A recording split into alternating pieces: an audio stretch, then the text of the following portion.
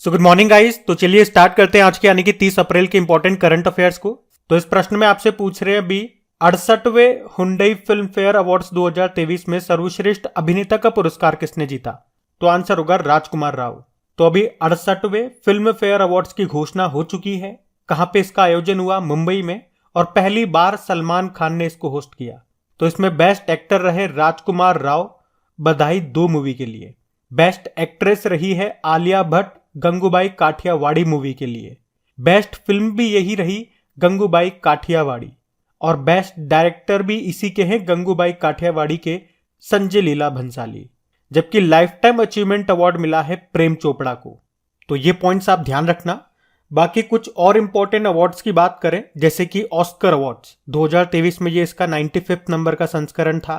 इसमें भी 4-5 पॉइंट आपको याद रखने हैं, जैसे कि बेस्ट फिल्म कौन सी रही? Everything everywhere all at once. Best actor रहे Brendan Fraser, the Whale movie के लिए। बेस्ट एक्ट्रेस है मिशेल योह, इसी मूवी के लिए, everything everywhere all at once के लिए। और बेस्ट डायरेक्टर भी इसी मूवी के हैं, डैनियल क्वैन। इसके अलावा ये भी याद रखना, इसमें बेस्ट ओरिजिनल सॉन्ग का अवार्ड मिला है एस राजामौली की जो RRR मूवी है उसके गाने नाट्टू नाट्टू को, जिसके म्यूजिक डायरेक्टर हैं MM कीरावनी। अब इनको पद्मश्री भी मिला। और बेस्ट डॉक्यूमेंट्री शॉर्ट फिल्म का पुरस्कार इस ऑस्कर में किसे मिला? तो भारत की ही डॉक्यूमेंट्री है द एलिफेंट विस्पर्स, ये भी ध्यान रखना। और इसी साल हमने बाफ्ता अवार्ड्स भी पढ़े, जो कि 76 नंबर का एडिशन था। इसमें बेस्ट फिल्म है all quite on the western front, ये एक जर्मन फिल्म है। इसमें बेस्ट एक्टर रहे ऑस्टिन बटलर, एल्विस मूवी के लिए। बेस्ट एक्ट्रेस हैं कैट ब्लैंकेट, तार मूवी के लिए। और बेस्ट डायरेक्टर हैं एडवर्ड बर्जर, इसी मूवी के लिए, all quite on the western front के लिए। तो ये पॉइंट्स पे आप ध्यान रखना। तो इस प्रश्न में हमने अभी 68वें फिल्म फेयर अवार्ड्स के बारे में पढ़ा, इस साल हुए ऑस्कर अवार्ड्स के बारे में पढ़ा और बाफ्ता अवार्ड्स के बारे में पढ़ा। तीनों की तीनों मोस्ट इंपॉर्टेंट है, ध्यान रखना। बढ़ते आगे। फिर बताइए, हाल ही में विश्व पशु चिकित्सा दिवस कब मनाया गया? तो आंसर होगा 29 अप्रैल को। तो हर साल अप्रैल के आखिरी शनिवार को वर्ल्ड वेटरनरी डे के रूप में मनाया जाता है। इस दिन को मनाने का उद्देश्य है पशु स्वास्थ्य देखभाल और पशु क्रूरता को रोकने के लिए कदम उठाने के बारे में जागरूकता फैलाना। और इस बार की थीम क्या है? पशु चिकित्सा, पेशे में विविधता, समानता और समावेशिता को बढ़ावा देना। अच्छा, इसी से संबंधित कुछ और दिवस भी आपको याद कराऊं, जैसे कि वर्ल्ड एनिमल डे, विश्व पशु दिवस, वो 4 अक्टूबर को है। एक विश्व कृषि पशु दिवस भी होता है 2 अक्टूबर को। और एक world day for laboratory animal भी होता है 24 अप्रैल को। एक वर्ल्ड वाइल्ड लाइफ डे, विश्व वन्यजीव दिवस, ये 3 मार्च को होता है। अच्छा, ये बताओ, सड़क पर रहने वाले जानवरों के लिए भारत की पहली एम्बुलेंस कहां पे शुरू हुई? चेन्नई में। और अगर पूछे पशुओं के लिए भारत की पहली कोविड-19 वैक्सीन आई थी, उसका नाम क्या है उस वैक्सीन का? एनोकोवैक्स। चलो, इंपॉर्टेंट डे वाला क्वेश्चन है। अप्रैल के सभी इंपॉर्टेंट डेज को एक बार रिवाइज करते हैं। 1 अप्रैल को उत्कल दिवस मनाया, 1 अप्रैल को RBI का स्थापना दिवस भी होता है। 2 अप्रैल को विश्व ऑटिज्म जागरूकता दिवस है। 4 अप्रैल को अंतर्राष्ट्रीय खदान जागरूकता दिवस। 5 अप्रैल राष्ट्रीय समुद्र दिवस और 5 अप्रैल को अंतर्राष्ट्रीय अंतरात्मा दिवस। 6 अप्रैल को अंतर्राष्ट्रीय खेल दिवस। 7 अप्रैल को वर्ल्ड हेल्थ डे। 10 अप्रैल को वर्ल्ड होम्योपैथी डे। 11 अप्रैल राष्ट्रीय सुरक्षित मातृत्व दिवस। 12 अप्रैल मानव अंतरिक्ष उड़ान का अंतर्राष्ट्रीय दिवस। 14 अप्रैल राष्ट्रीय अग्निशमन दिवस और 14 अप्रैल विश्व चगास रोग दिवस। 15 अप्रैल विश्व कला दिवस। 16 अप्रैल हाथी बचाओ दिवस। 16 अप्रैल को ही वर्ल्ड वॉइस डे भी है। 17 अप्रैल को वर्ल्ड हीमोफीलिया डे। 19 अप्रैल को वर्ल्ड लीवर डे। 21 अप्रैल को सिविल सेवा दिवस। और 21 अप्रैल को एक विश्व रचनात्मक और नवाचार दिवस भी मनाया गया। 22 अप्रैल को वर्ल्ड अर्थ डे। 23 अप्रैल को विश्व पुस्तक व कॉपीराइट दिवस। 24 अप्रैल को राष्ट्रीय पंचायती राज दिवस। 25 अप्रैल को वर्ल्ड मलेरिया डे और 26 अप्रैल को विश्व बौद्धिक संपदा दिवस मनाया। तो अप्रैल के ये इंपॉर्टेंट डेज है, इनको ध्यान रखना। बढ़ते आगे। चलिए फिर बताइए, अभी हाल ही में जारी रिफ्लेक्शंस नाम की बुक को किसने लिखा? तो आंसर होगा नारायण वाघुल ने। और हमारी जो वित्त मंत्री फाइनेंस मिनिस्टर है निर्मला सीतारमन, उन्होंने इस बुक को लॉन्च किया है। बुक का नाम है रिफ्लेक्शन और इसे लिखा है मुंबई के प्रसिद्ध बैंकर नारायण वाघुल ने। तो इस बुक में उन्होंने दशकों से भारत की वित्तीय परिदृश्य का विवरण किया है। बाकी आप जानते हो Ashish Kundra the resurgent north east narratives नाम की बुक लिखी। और Boria Majumdar Sachin @50 celebrating a maestro नाम की बुक लिखी, मतलब सचिन के ऊपर बुक लिखी है। और जयदीप मुखर्जी की बात करें तो ये दिग्गज टेनिस प्लेयर है, इन्होंने अपनी आत्मकथा लिखी है जिसका नाम है क्रॉस कोर्ट। ध्यान रखना ये न्यूज में थे सारे नाम। बढ़ते हैं आगे। चलिए फिर बताइए, अभी हाल ही में माउंट अन्नपूर्णा पर चढ़ने वाले पहले भारतीय व्यक्ति कौन बन गए? तो आंसर होगा अर्जुन वाजपेयी।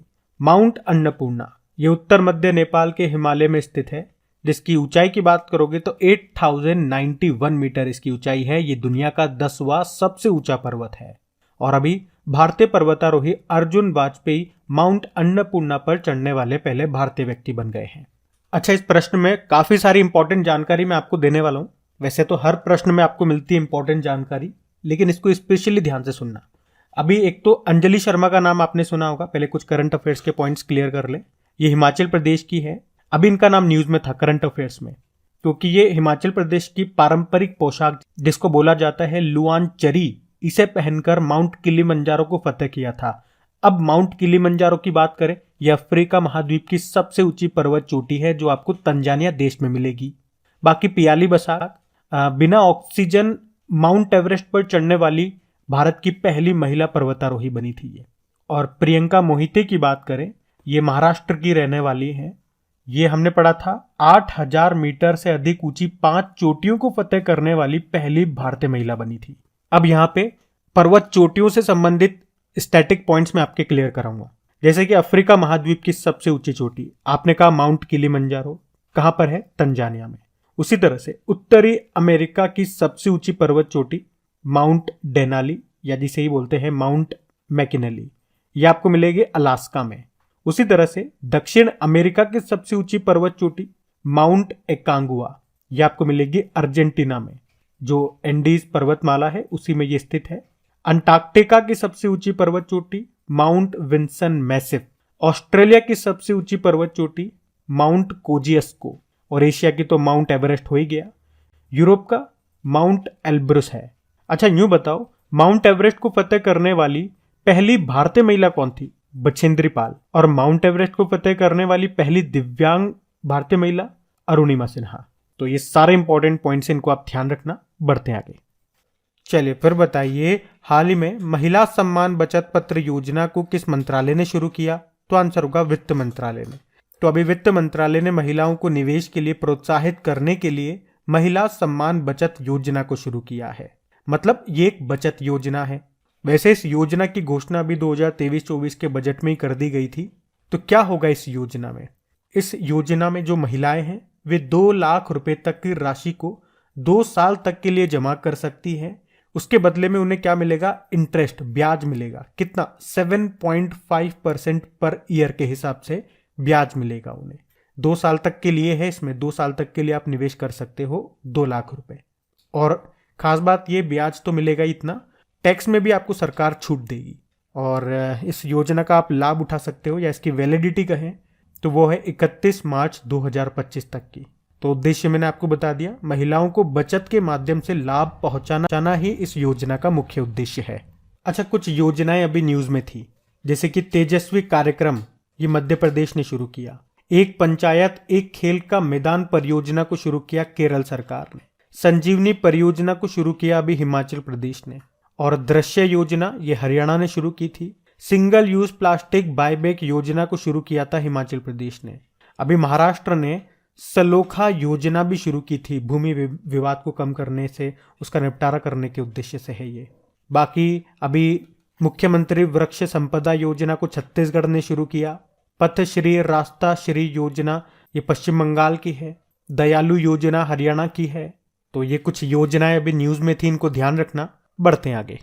चलिए बताइए, अभी हाल ही में किस राज्य की प्राचीन वस्त्र कला माता नी पछेड़ी को जीआई टैग मिला है? तो आंसर होगा गुजरात। तो माता की पछेड़ी जो कि एक प्राचीन वस्त्र कला है, ये एक गुजराती शब्द होता है माता की पछेड़ी। इसका शाब्दिक अर्थ हो गया मातृ देवी के पीछे।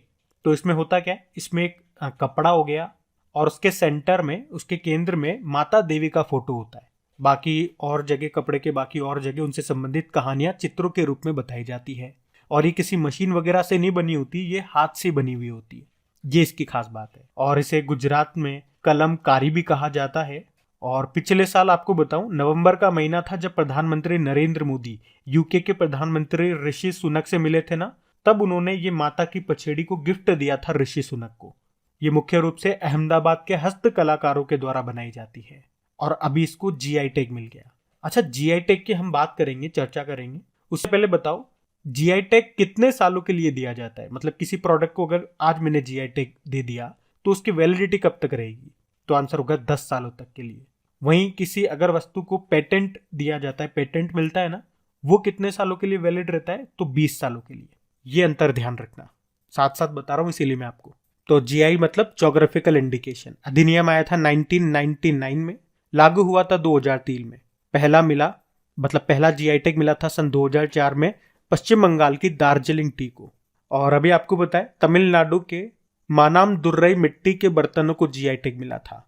और मध्य प्रदेश की गोंड पेंटिंग को जीआई टैग मिला। अभी जम्मू कश्मीर की बसोहली पेंटिंग को जीआई टैग मिला। बिहार के मरचा चावल को जीआई टैग मिला। अभी छत्तीसगढ़ के धमतरी जिले के नागरी दूबरा चावल को जीआई टैग मिला। मध्य प्रदेश के रीवा जिले के सुंदरजा आम को जीआई टैग मिला। तो मध्य प्रदेश के मुरैना जिले की गजक को जीआई टैग मिला। हिमाचल प्रदेश के कांगड़ा चाय को यूरोपीय जीआई टैग मिला था। ये भी इंपॉर्टेंट प्रश्न हो गया। और अभी एक डेटा आया था, जीआई रजिस्ट्री ने एक डेटा जारी किया कि वित्त वर्ष 2022-23 में सबसे ज्यादा किस राज्य के प्रोडक्ट्स को जीआई टैग मिला? तो केरल के राज्य को। तो केरल आंसर होगा। तो ध्यान रखना ये सारे इंपॉर्टेंट पॉइंट्स। बढ़ते हैं आगे। और हाँ गाइज, आगे बढ़ने से पहले अगर आप में से कोई इस वीडियो को वेरी फर्स्ट टाइम देख रहे हैं तो आपको बता दूं, अगर सेशन अच्छा लग रहा है तो प्लीज वीडियो को लाइक जरूर कर देना और अपने दोस्तों के साथ में एक बार वीडियो को शेयर जरूर करना। जो भी आपका स्टडी ग्रुप हो गया, व्हाट्सएप ग्रुप हो गया, शेयर करना मत भूलना प्लीज। और चैनल को अभी तक सब्सक्राइब नहीं करा तो कर लेना, उसके पास में बेल आइकन आएगा, उसे प्रेस करके ऑल नोटिफिकेशन को सेट कर लेना ताकि जब भी वीडियो अपलोड हो उसका नोटिफिकेशन आपको मिल सके। बाकी देखो, आपकी प्रैक्टिस के लिए, ताकि इनका आप अच्छे से रिवीजन कर सको टाइम टू टाइम, इसलिए क्विज बना करके अपलोड की जाती है आपकी क्रैक एग्जाम एप्लीकेशन पे। साथ में पीडीएफ भी आपको मिल जाती है। तो क्रैक एग्जाम एप्लीकेशन को इंस्टॉल कर लेना, लिंक नीचे डिस्क्रिप्शन बॉक्स में है। अभी बढ़ते हैं आगे। चलिए फिर बताइए, अभी हाल ही में किस आईआईटी ने साइबर सुरक्षा कौशल कार्यक्रम को शुरू किया? तो आंसर होगा आईआईटी कानपुर। तो अभी आईआईटी कानपुर ने साइबर सुरक्षा कौशल कार्यक्रम को शुरू किया है। और इस कार्यक्रम का उद्देश्य क्या है? मतलब साइबर सिक्योरिटी को बढ़ावा देने के लिए स्किल डेवलपमेंट करना ही इसका मुख्य उद्देश्य है। साइबर अपराध, ये तो समझ में आता है ना, जो ऑनलाइन संबंधी अपराध होते हैं जिसमें कंप्यूटर का, मोबाइल वगैरह का इस्तेमाल होता है। तो ये जो कार्यक्रम है ये 8 हफ्ते तक चलेगा। इसमें ऑनलाइन क्लासेस होंगी और ये पूरा कोर्स होने पर, ये पूरा कार्यक्रम होने पर आपको C3I हब सर्टिफिकेट मिलेगा, जो कि आईआईटी कानपुर के द्वारा ही दिया जाएगा। अच्छा, आईआईटी के बारे में हम डिस्कस करेंगे, मैं आपका रिवीजन कराऊंगा, लेकिन उससे पहले आपको याद आएगा अभी नाटो ने दुनिया की सबसे बड़ी साइबर एक्सरसाइज का आयोजन किया जिसका नाम है लॉक्ड शील्ड 2023। कहां पे किया? एस्टोनिया देश में, एस्टोनिया के तालिन में। चलो ये बताओ कि कौन सा राज्य भारत की पहली साइबर तहसील बनाएगा? तो आंसर होगा मध्य प्रदेश। और क्या आप ये बता सकते हैं कि अभी किस राज्य ने बच्चों के खिलाफ साइबर अपराध को रोकने के लिए कुंजप नाम से मोबाइल एप्लीकेशन लॉन्च किया था? तो आंसर होगा केरल ने। ये सारे अच्छे काम केरल ही तो करता है। बाकी आईआईटी से आपको याद आएगा। चलो पहले आपसे पूछता हूं, बताओ कौन सा आईआईटी तंजानिया में अपना पहला अंतरराष्ट्रीय परिसर स्थापित करेगा? आईआईटी मद्रास। और अभी आईआईटी मद्रास ने दूध में मिलावट का पता लगाने के लिए पॉकेट फ्रेंडली डिवाइस भी डेवलप किया था। और आईआईटी मद्रास ने अभी एक स्वदेशी मोबाइल ऑपरेटिंग सिस्टम है भरोस, उसको भी डेवलप किया। अभी सारंग फेस्टिवल का आयोजन भी आईआईटी मद्रास में हुआ था। और शिक्षा का ऑस्कर कहा जाता है वॉर्टन QS री इमेजिन एजुकेशन अवार्ड को, इसको जीता आईआईटी मद्रास ने। तो ध्यान रखना ये। बढ़ते हैं आगे। चलिए फिर बताइए, अप्रैल 2023 में LIC के चेयरमैन के रूप में किसे नियुक्त किया गया? तो आंसर होगा सिद्धार्थ मोहंती को। तो अभी केंद्र सरकार ने सिद्धार्थ मोहंती को जून 2024 तक के लिए LIC का चेयरमैन नियुक्त किया है। और उसके बाद यानी कि जून 2024 के बाद ये जून 2025 तक LIC के MD CEO बने रहेंगे। अच्छा, LIC की स्थापना कब होती है? 1956 में। और इसका हेडक्वार्टर मिलेगा आपको मुंबई में। अभी LIC ने ही धन वर्षा योजना को शुरू किया था।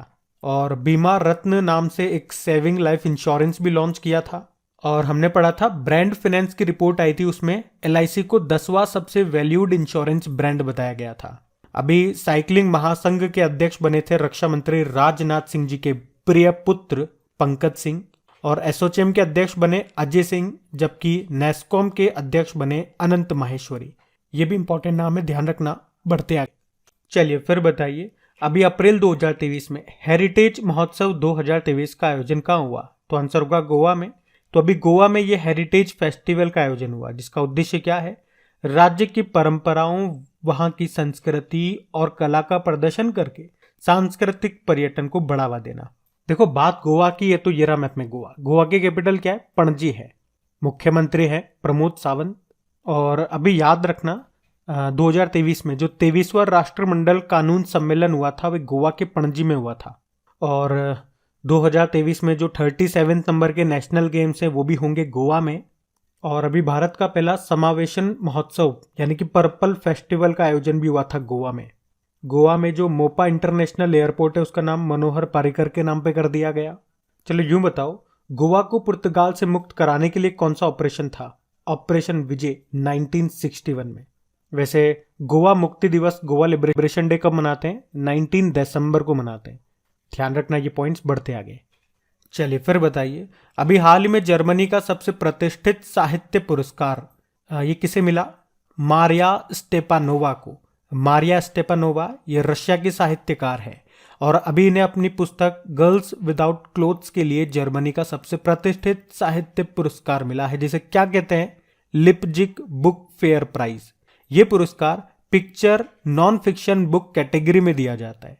तो मारिया स्टेपानोवा, इनकी जो बुक है ये महिलाओं पर हुई हिंसा और उत्पीड़न का महिलाओं पर क्या प्रभाव हुआ है इस पर आधारित है, और इसी बुक के लिए इन्हें ये अवार्ड मिला है, याद रखना। आप जानते हो Kumar Mangalam Birla business leader of the decade का पुरस्कार मिला था। आलिया मीर जम्मू कश्मीर की हैं ये, और वन्यजीव संरक्षण पुरस्कार 2023 जीता इन्होंने। और लुइस कैफरेली 2023 का एबेल पुरस्कार इन्होंने जीता। अब हम कल के करंट अफेयर्स का क्विक रिवीजन करेंगे। तो पहला प्रश्न है, अमेरिका के ग्रीन वर्ल्ड अवार्ड्स 2023 में किस भारतीय संस्थान को ग्लोबल वर्ल्ड अवार्ड से सम्मानित किया गया? तो PGCIL फुल फॉर्म होता है इसका क्या? Power grid corporation of India. ये भारत की 11वीं महारत्न कंपनी बनी थी। अगला प्रश्न पूछा, किस भारतीय संस्थान ने सोलर डेकाथलॉन में दूसरा स्थान प्राप्त किया? IIT बॉम्बे। फिर आपसे पूछा, अभी आर्थिक स्वतंत्रता सूचकांक में भारत कौन से स्थान पे रहा? 131 पे। टॉप पे सिंगापुर है। अगला प्रश्न है, दुनिया की पहली लिक्विड नैनो DAP का विकास किसने किया? इफ्को ने। अगला प्रश्न है, कर्नाटक विकास ग्रामीण बैंक के नए अध्यक्ष कौन बने? श्रीकांत M भंडीवाड़। और अगला प्रश्न है, भारत की 13वीं नवरत्न कंपनी कौन सी बनी? RVNL। अगला प्रश्न है, किसने तटीय सुरक्षा अभ्यास सागर कवच का आयोजन किया? भारतीय तटरक्षक बल ने। अगला प्रश्न है, कलेक्टिव स्पिरिट कॉन्क्रीट एक्शन मन की बात and it influence on India नाम की बुक को किसने लिखा? शशि शेखर वेम्पति। अगला प्रश्न है, दुनिया का सबसे गहरा ब्लू होल किस महासागर में खोजा गया? अटलांटिक महासागर। और अगला प्रश्न है कि मसाला ब्रांड KBM स्पाइसेस की ब्रांड एम्बेसडर बनी परिणीति चोपड़ा। एक बार फिर से आपको याद दिला रहे हैं, अभी भी अगर किसी ने वीडियो को लाइक नहीं किया तो प्लीज लाइक कर देना, शेयर जरूर कर देना। अब होमवर्क प्रश्न देखेंगे और सेशन एंड करेंगे। तो कल आपसे पूछा था कि बांग्लादेश के नए राष्ट्रपति कौन बने? मोहम्मद शहाबुद्दीन। आप सभी ने प्रश्न का बिल्कुल सही उत्तर दिया है। अब ये रहा आज का आपका होमवर्क प्रश्न।